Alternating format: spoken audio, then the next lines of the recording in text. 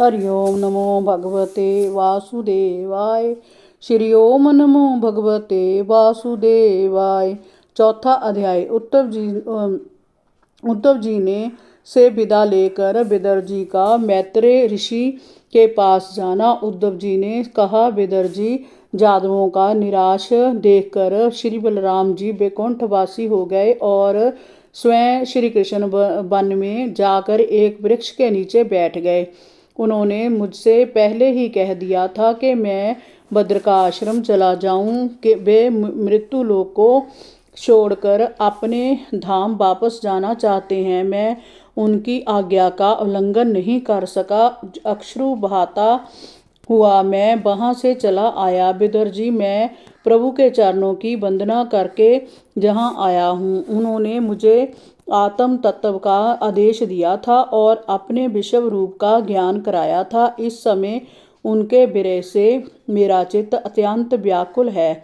श्री सुखदेव जी बोले, राजन, इस प्रकार उद्धव जी के मुख से श्री कृष्ण की लीलाओं का वर्णन सुनकर विदर जी का हृदय भर आया।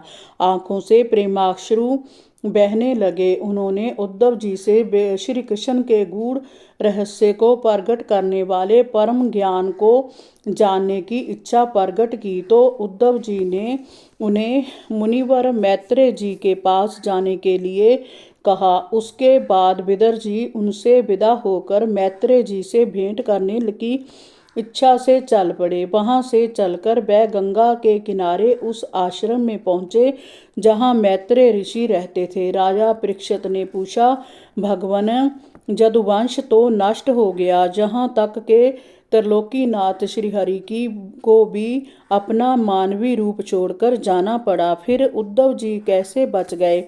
श्री सुखदेव जी ने कहा, राजन, अपने वंश के विनाश के उपरांत श्रीहरि ने अपने विग्रह को त्यागते समय यही सोचा था कि अब इस लोक में मेरे चले जाने के बाद संयम श्रोमणी उद्धव जी ही मेरे ज्ञान को ग्रहण करने के सच्चे अधिकारी हैं। अतः मेरे अज्ञान की शिक्षा देने के लिए वह अभी यहीं रहें।